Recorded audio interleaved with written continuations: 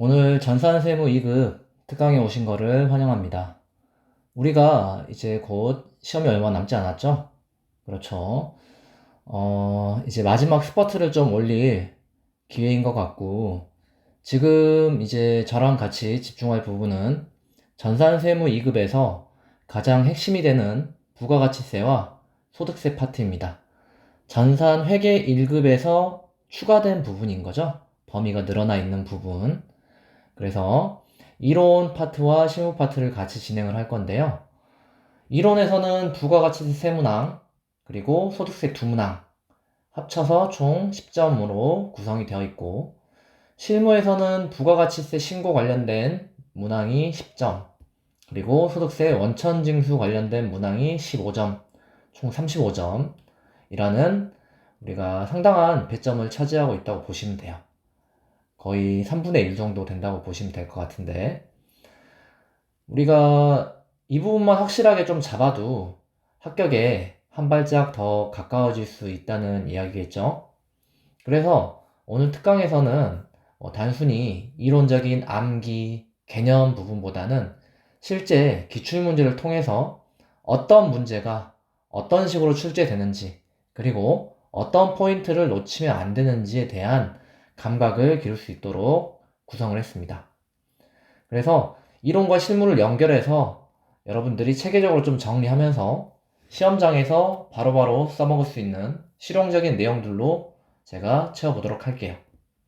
그리고 오리엔테이션에서 이야기했던 것처럼 이 특강 내용은 클래스룸에다가도 공유를 할 테니까 여러분들이 시험 전까지 언제든 다시 돌려보면서 복습을 하면 될 것 같아요. 내가 좀 아는 부분이다, 안 봐도 되는 부분이다 하면은 넘기고, 뭐 좀 잘 안 되는 부분들만 더 반복적으로 복습을 하면은 좋을 것 같습니다. 그러면은 지금부터 우리 집중해서 한번 진행해 보도록 하죠. 우리 113회 기출문제부터 한번 살펴보도록 하겠습니다.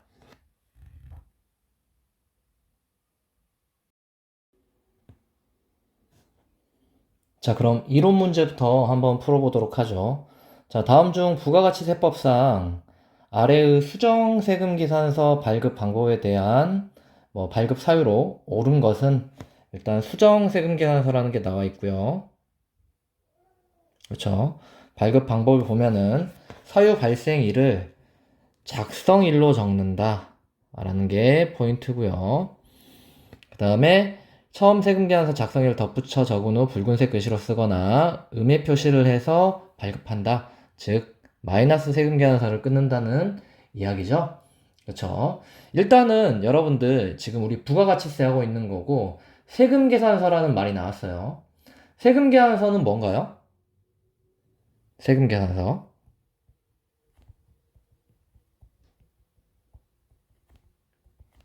증빙이죠. 누가 발급하는 거예요? 공급하는 자가. 뭐 하려고요? 우리가 공급하는 사람이 어때요? 환급을 받으려고. 그쵸? 매입자 같은 경우는 세금계산서를 근거로 매입세 공제를 받고, 매출자는 어때요? 나의 과세표준과 세액을 입증하기 위해서 발급을 하는 거죠. 그쵸? 공급자가 발급을 해주는데, 우리가 어때요? 처음 발급한 세금계산서가 뭔가 거래 상황이 달라지는 경우들이 자주 발생하겠죠. 대표적인 예가 어떤 예가 있을까요? 내가 공급하면 세금계산서를 발급했어요. 근데 이 세금계산서를 수정해야 되는 상황이 지금 도래를 한 거죠. 그쵸? 어떤 경우가 있냐면은 대표적으로 첫 번째, 계약이 취소된 경우.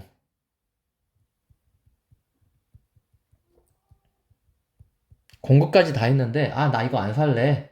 그래가지고 거래 자체가 성립이 안 된 거예요. 그쵸? 그런 경우도 있을 것이고, 두 번째, 반품된 경우. 그렇죠? 그리고 우리가 세금 계산서를 이중으로 발급한 경우. 있을 것이고, 그 다음에 면세거래 우리가 과세 세금계산서를 발급하는 경우 굉장히 많겠죠? 우리가 면세거래 같은 경우는 세금계산서 발급 의무가 없잖아요. 그렇죠? 그런데도 내가 세금계산서를 발급해버리는 거죠. 그렇죠? 이렇게 기존 세금계산서의 기재 내용과 실제 거래가 달라지면은 잘못 발급된 세금계산서를 어때요? 취소하거나 정정, 수정해야 되는 상황이 발생을 하는 거죠. 그렇죠. 그래서 수정 세금계산서를 많이 발행을 하는데 뭔가 사유가 발생한 날짜로 우리가 작성일을 다시 적는 경우가 있어요. 그렇죠. 즉 수정 세금계산서는 언제 잘못이 발생했는지가 중요합니다. 그렇기 때문에 단순히 우리가 최초의 세금계산서 작성일을 다시 쓰는 게 아니라 사유가 실제로 발생한 날짜를 작성일로 적게 되는데 대표적인 예가 바로 계약의 해제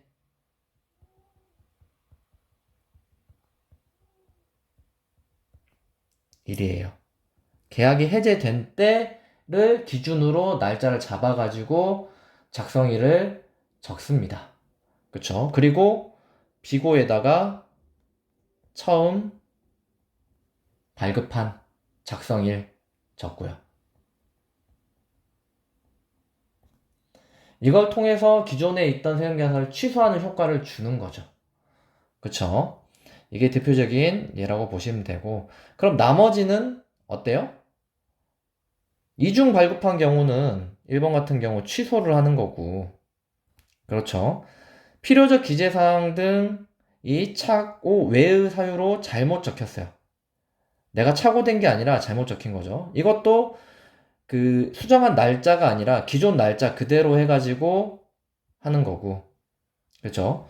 면세 세금계산서 발급 대상이 아닌 거래 세금계산서 발급한 경우는 이것도 취소를 그냥 해야 되죠. 그렇죠. 그렇기 때문에 해당 사유 발생일로 적는 게 지금 하나밖에 없는 거죠.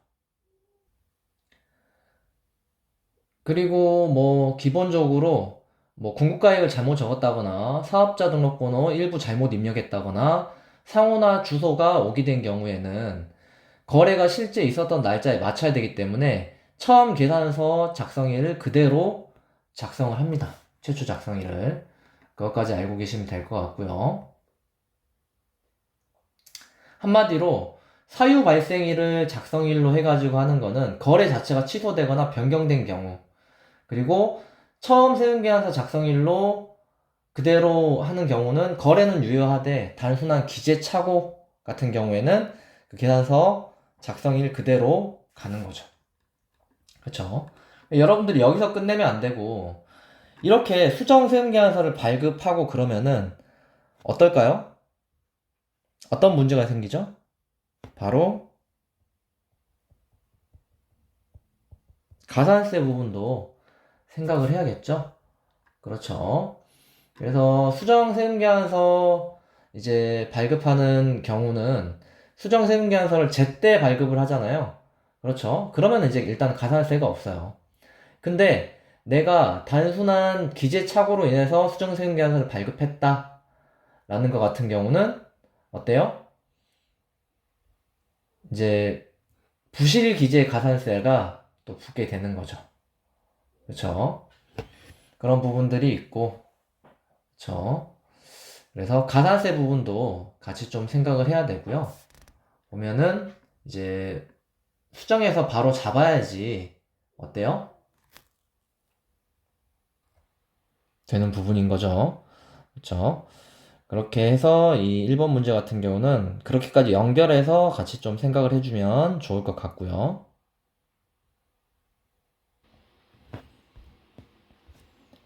자, 다음 문제 봅시다. 다음 중 부가가치세법상 공제하지 아니하는 매입세액이 아닌 것은, 참 아니하는 것이 아닌 것은, 즉 무슨 뜻이에요? 매입 불공 항목이 아닌 것은 이렇게 이해를 하면 되겠죠. 그럼 여러분들 매입세액이 뭐라 그랬어요? 매입세액. 우리가 장사하려고 물건을 사면서 낸 세금, 그게 바로 매입세액인 거고, 그 다음에 물건을 팔 때 손님한테 받은 세금, 그게 바로 매출세액인 거죠? 그쵸? 그래서 우리가 매출세액에서 매입세액을 빼주면은 납부세액이 나온다 이야기를 했었고, 근데 어떤 경우에는 내가 장사를 하려고 물건을 산 세금을 빼주지 않고, 즉, 매입을 하면서 낸 세금을 빼주지 않고 다 내야 되는 경우가 있어요. 그런 게 바로 매입세액 불공제라고 하고, 왜 그런 거를 공제를 해주지 않느냐, 빼주지 않느냐라고 하면은, 나라 입장에서는 장사랑 관계없는 지출, 즉 세금의 목적에 맞지 않는 지출은 세금을 깎아주면 안 되거든요. 그쵸? 그렇기 때문에 불공제 항목들을 두고 우리가 이야기를 하는데, 매입 매출 준표 입력할 때도 불공 항목 체크하는 거 있죠? 그쵸? 불공. 그래서 그 사례들을 좀 살펴보면은, 첫 번째 토지 관련된 매입세액 불공이죠? 불공. 왜 불공이에요? 토지 같은 경우는? 일단 기본적으로 땅은 물건을 팔아서 돈을 버는데 직접 쓰는 게 아니라, 어떻게 보면은 재산을 보관하는 성격이 좀 강한 그 자산이거든요. 그렇기 때문에 나라에서 네가 땅 살 때 낸 세금은 돌려주지 않을 거야. 땅을 사면서 낸 세금은 돌려주지 않을 거야 라고 이야기를 해요. 그쵸? 그리고 두 번째, 사업과 직접 관련이 없는 지출. 대표적인 불공 항목이죠? 그쵸? 예를 들어 사장님이 자기 가족 여행 경비를 회사 돈으로 다 지출했어요. 그거는 가게 장사랑은 상관이 없죠. 그쵸? 그렇기 때문에 이런 거는 세금을 빼주면은 안 되겠죠. 그쵸? 너무 당연한 이야기죠. 다음, 기업 업무 추진비 및 이와 유사한 비용 지출. 즉, 접대비 관련된 내용이죠. 그래서 거래처랑 밥 먹고 술 마시는 접대비 같은 경우는 장사에 어느 정도 필요할 수 있지만, 이게 사적인 소비인지 진짜 기업 업무 추진을 위해서 한 소비인지 구분하기 어렵기 때문에 이것도 대표적인 불공 항목이에요. 그렇죠. 그리고 보면은 여기 4번 세금 계산서 임의적 기재사항이 적히지 않은 지출. 세금 계산서 임의적 기재사항은 뭔가요? 품목이라든지 이런 것들이죠. 그렇죠? 임의적이 아니라 필수적 기재사항이 누락되면은 이거는 적격 증빙이 아니야 라고 하고 불공이라고 하는 거죠. 그렇기 때문에 4번이 답이고, 또 불공 항목 대표적인 게 어떤 게 있나요? 추가로 비영업용 승용차 구입 유지비,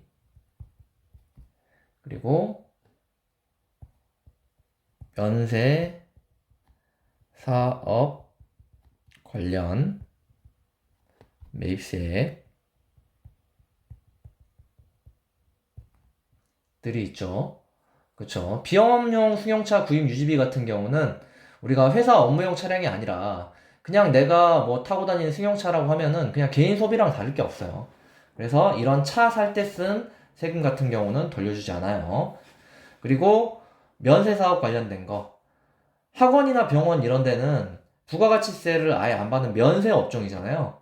그쵸? 근데 학원이 책을 살 때 낸 세금까지 빼주면은 애초에 세금을 걷지도 않는 업종인데 혜택이 두 번 생기는 거죠. 그쵸? 그렇기 때문에 면세 관련된 매입세액도 불공이다 라고 이해를 하고 접근을 하시면 돼요. 그쵸? 암기할 부분은 아니죠. 그래서 일단은 세금계산에서 필요적 기재사항 빠진 경우, 그쵸? 그런 경우는 예를 들어서 사업자 등록번호라든지 금액이 틀리면은 어때요? 세금 자체가 틀어지죠? 그쵸? 그런 거는 적격증빙이 아니기 때문에 필수적 기재사항에 대해서 누락된 거는 우리가 불공이고 임의적 기재사항 누락은 상관이 없어요. 그쵸? 이렇게 알고 넘어가시면 될 것 같고요. 자, 다음 문제. 다음 중 부가가치세법상 환급에 대한 설명으로 가장 옳지 않은 것은 이라고 나와 있네요. 환급을 받는 상황이에요. 어떤 상황인 거죠? 환급이면은 매입세액이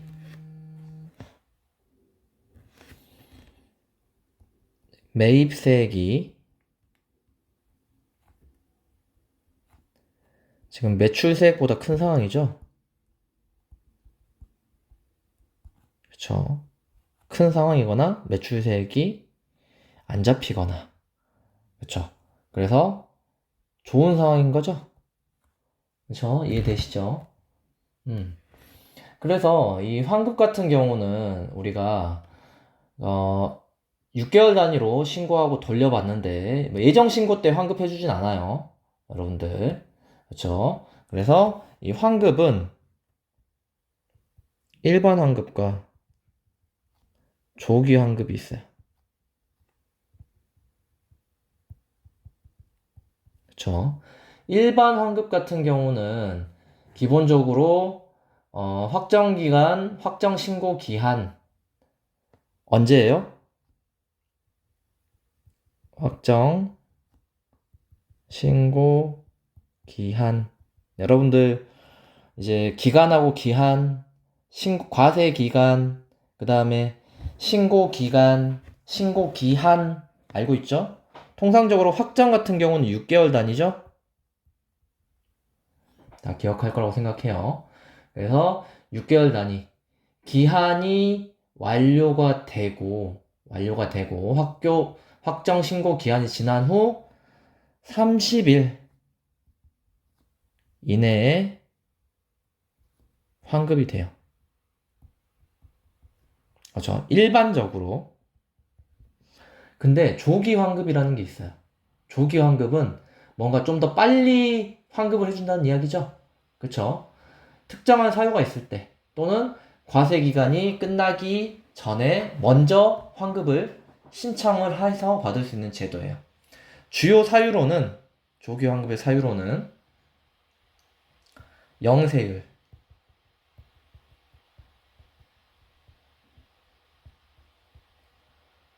적용된 경우, 그 다음에 사업 설비를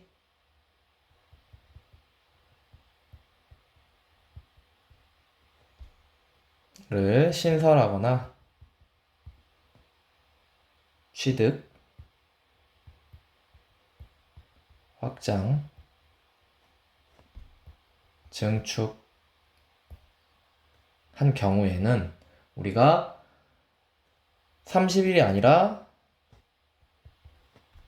15일 이내 환급이 됩니다.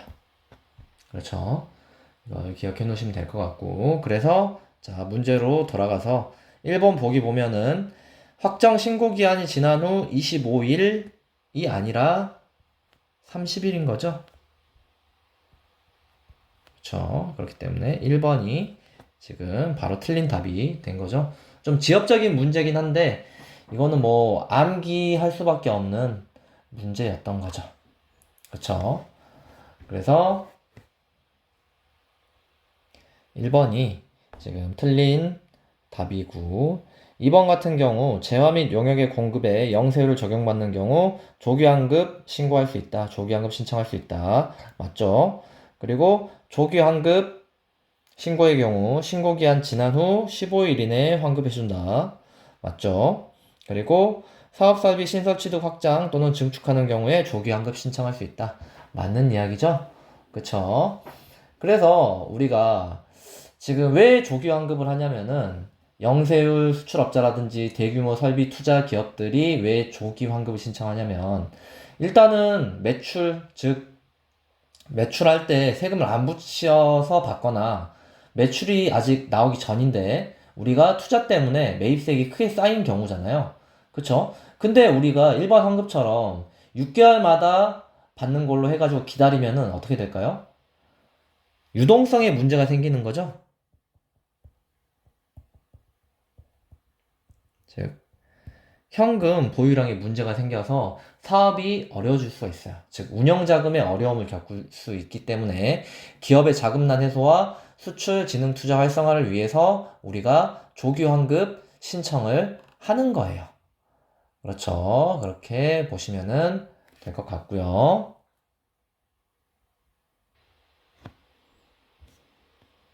자, 다음 문제 이제 소득세 파트로 넘어왔어요. 자, 다음 중 소득세법상 종합소득에 대한 설명으로 틀린 것은 우리가 소득세법상 종합소득이라는 이야기가 나오죠. 우리가 소득의 종류를 총 8가지 소득으로 구분을 하는데 이, 배, 사, 근, 연, 기, 퇴, 양 이렇게 외우셔야 되고 이자, 배당, 사업, 근로, 연금, 기타, 퇴직, 양도 이렇게 총 8가지 종류로 이루어져 있고요. 그 다음에 우리가 이 2배사 근연기를 가지고 종합소득이라고 하고 퇴직 양도는 우리가 분류과세를 한다는 이야기가 나오고요. 그 다음에 우리가 이자나 배당, 그 다음에 근로연금 기타, 사업 제외하고 이자, 배당, 근로연금, 기타 같은 경우는 분리과세라는 거를 하게 됩니다. 분리과세라는 이야기는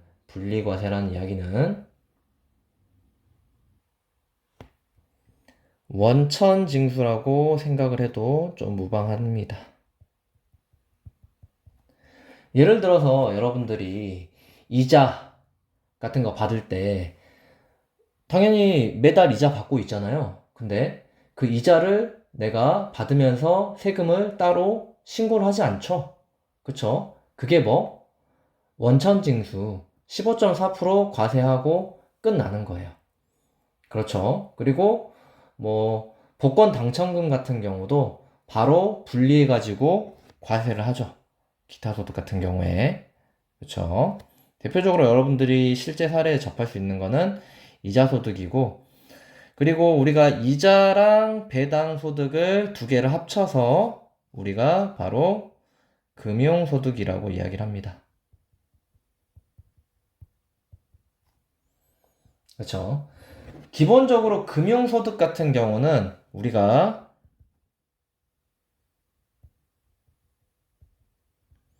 2천만 원 이하는 분리 과세, 즉 원천 징수하고 마무리 돼요. 자, 이거를 알고 다시 한번 정리할게요. 우리가 소득세법상 여러분들이 소득이 생기면은 이 소득에 대해서 신고라는 걸 해야 돼요. 나 소득 이만큼 벌었어 라고 신고하고 이 신고에 따라서 세금을 납부해야 되거든요. 그쵸? 이 신고는 일반 같은 경우는 5월 말까지 해야 되는 거고요. 그쵸? 즉, 여러분들이 5월 달에 보면은 종합소득세 신고 기간이랑 막 플래카드 붙어 있고 그런 거 볼 수 있을 거예요. 그래서 5월 1일부터 5월 31일까지 이제 전년도 과세 기간, 즉 1월 1일부터 12월 31일까지 1년치 소득을 합산해서 신고를 하는데 그 1년치 소득을 합산해서 신고하는 그 소득의 종류가 바로 이거다. 2배사 근연기 종합소득 신고를 해야 된다. 근데 여러분들 이자가 늘 발생을 하지만 5월 달에 종합소득세 신고하는 사람은 없죠. 왜? 2천만 원이 안 되기 때문에 이자소득과 배당소득 합쳐가지고 2천만 원이 안 되기 때문에 여러분들은 그 종합소득세를 신고한 적이 없던 거죠. 그쵸? 즉 분리과세 원천징수로 끝나는 거기 때문에 그쵸? 그걸 알고 여러분들이 문제를 한번 접근해서 풀어보시면 될 것 같아요. 보면은 1번 이자소득은 총 수익금액과 소득금액이 동일하다. 이자소득 같은 경우에 우리가 소득이라고 하면은 어때요? 보통은 내가 벌어들인 매출에서 경비, 필요경비라고 하죠? 그렇죠? 그런 거를 제외한 나머지가 나의 소득이 되는 거잖아요. 그쵸? 그런 것처럼 보면은 우리가 이자소득 같은 경우는 필요경비를 인정해주지 않아요.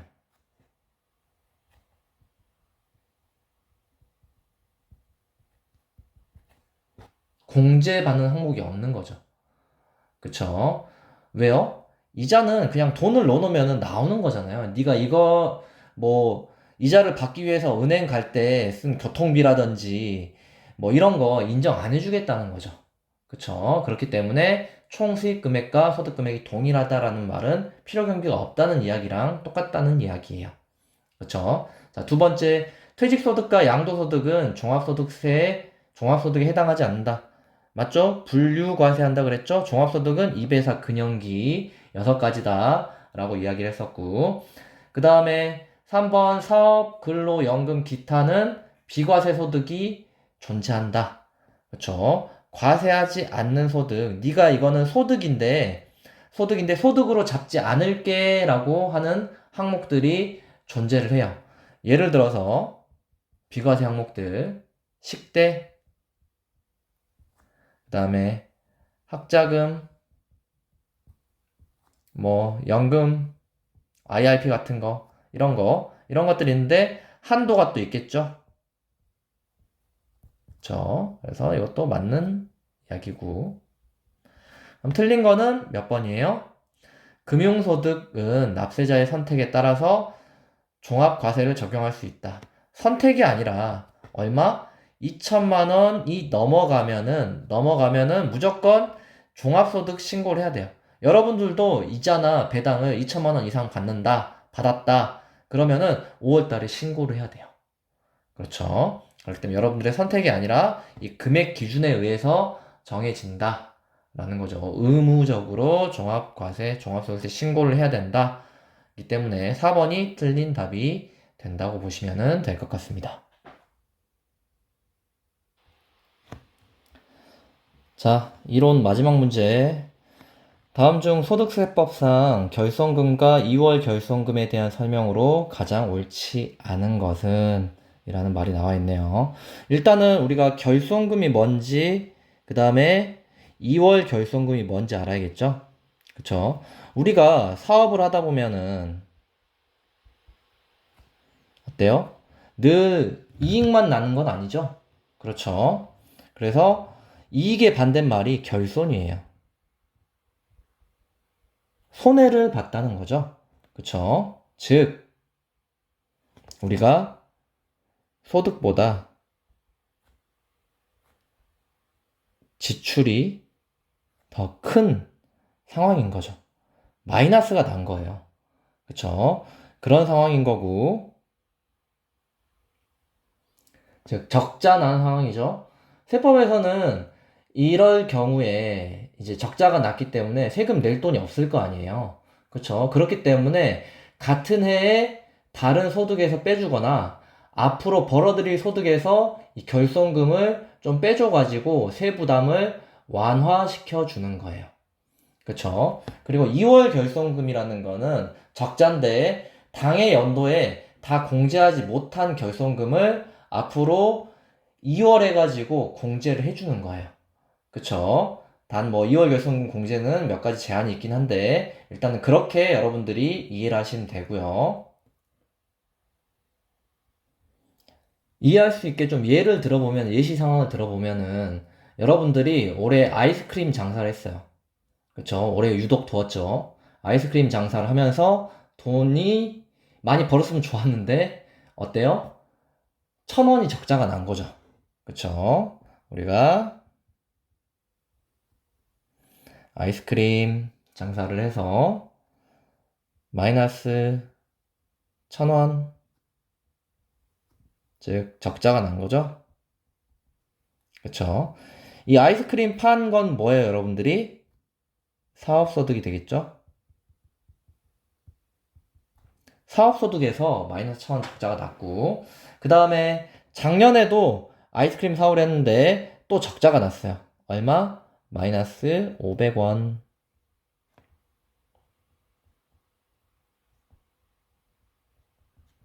적자라는 말이 바로 결손이라는 뜻이죠. 금액적으로 나왔으니까 이제 이게 결손금이 되는 거죠. 얘는 뭐 2월 결손금이 된 거고, 그쵸? 근데 올해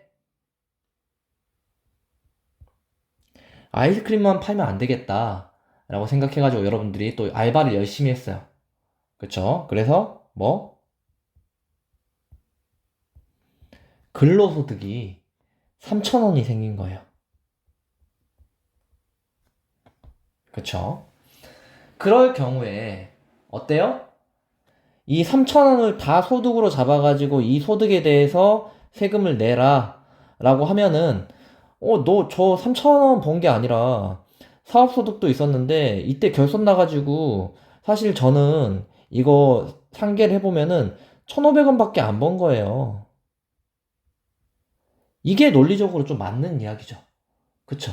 그래서 내가 소득이 여러 개가 있는데 결손이 난 소득이 있으면은 내가 벌어들인 소득에서 그 결손된 부분들을 차감해가지고 세금을 부과를 한다는 거죠. 그쵸? 근데 이거를 공제해주는 순서가 있어요. 첫 번째로 올해 발생한 결손부터 공제. 즉, 올해 내가 발생한 이 1,000원의 적자부터 공제를 하는 거죠.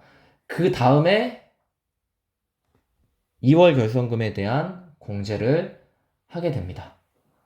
그쵸? 그래서 이 결손금을 공제하는 순서를 소득 종류별로 정해놨어요. 그래서 맨 처음에 사업소득,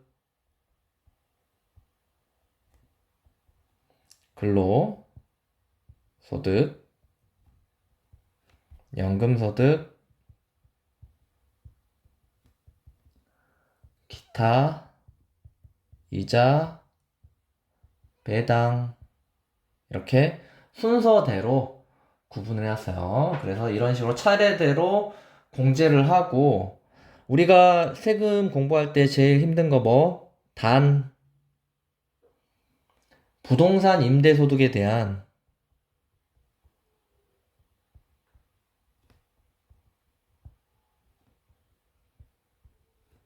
결손금은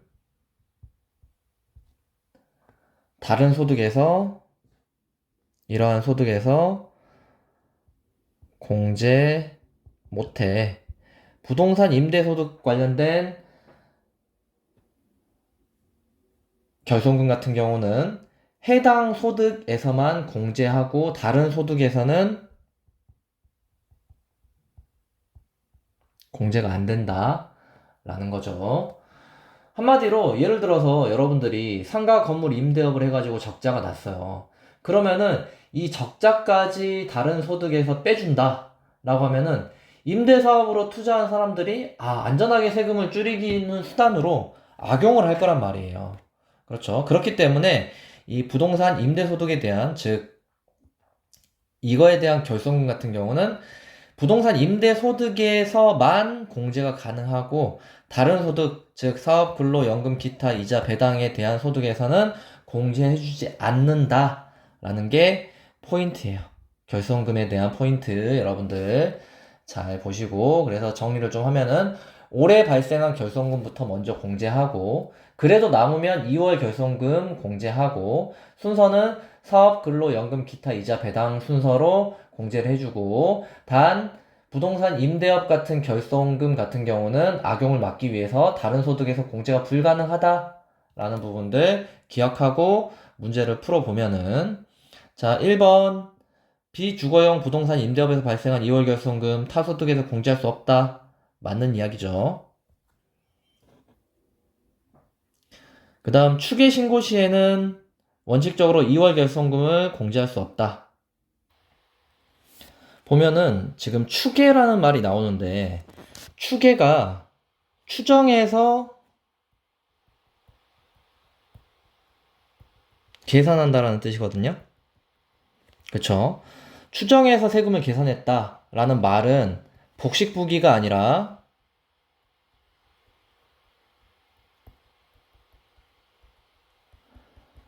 복식 장부기입 하지 않고 장부 기장 없이 단순 경비율이나 기준 경비율로 통해서 우리가 소득을 계산하는 방식이에요. 그쵸? 즉 장부에 의해서 증빙에 입각해가지고 정확하게 이렇게 뭐 적자가 났는지 판단하는 게 아니고 그냥 추정해서 계산해가지고 적자가 났다라는 거는 어때요? 신뢰할 수가 없겠죠? 그쵸? 만약에 장부 없는 결손금을 인정해 준다고 하면은 사실 확인이 어렵기 때문에 허위 결손금 만들어가지고 악용을 하는 경우가 발생하겠죠. 그렇기 때문에 세법은 추정해서 계산하는 게 아니라 장부 기장으로 신고해야만 결손금 공제를 허용합니다. 그렇죠. 그렇게 알고 계시면 될 것 같고. 그래서 맞는 이야기고요. 다음 3번 해당 과세 기간에 일반 사업소득에서 결손금이 발생하고 2월 결손금도 있는 경우에는 어때요? 해당 과세 기간에 있는 결손금 먼저 공제하고, 그쵸? 그 다음에 남으면은 2월 결손금을 공제해주죠. 그렇기 때문에 얘는 순서가 틀린 이야기였죠. 그쵸? 그리고 4번 결손금의 소급 공제는 중소기업에 한해서 가능하다. 한마디로 올해 적자가 나면은 그 결손금을 작년 소득에 소급해가지고 이미 낸 세금을 미리 돌려받을 수 있는 제도예요. 한마디로 당장 현금 환급을 받게 되는 거죠. 공제를 해주는 게 아니라 환급을 해주는 거예요. 그쵸? 만약에 이 제도를 중소기업 말고 모든 기업에 열어준다고 하면은 대기업이 적자가 났을 때 막대한 세금 환급을 요구할 수가 있겠죠. 그쵸? 그리고 대기업 같은 경우는 자금력이 있기 때문에 환급이 급하지 않은 경우가 많이 있어요. 근데 중소기업 같은 경우는 자금 사정이 아주 열악해요. 그렇기 때문에 적자가 나면은 당장 현금 흐름이 막히는 경우가 있어가지고 경영이 어렵거든요. 그렇기 때문에 정부가 중소기업에 한해서 이 자금 지원 성격으로 소급공제는 허용을 해줘요. 즉, 소급공제라는 거는 중소기업 자금난 해소를 위해서 한정적으로 허용이 된다라고 보시면은 될 것 같습니다. 그래서 4번도 맞는 전제가 되는 거죠. 그쵸? 우리가 5문제 푸는데 굉장히 많은 시간을 좀 할애했죠? 그쵸? 그래서 문제만 보고 답만 읽는 게 아니라 이 문제와 관련된 내용들 여러분들이 잘 메모해 놓고 살펴보고 이와 관련된 응용된 문제가 나왔을 때도 충분히 풀 수 있어야 된다 라는 부분들을 생각하면서 접근을 하면 좋을 것 같아요. 그래서 113회 이론 문제 풀어봤고요. 이제 실무적인 문제를 풀어보겠습니다.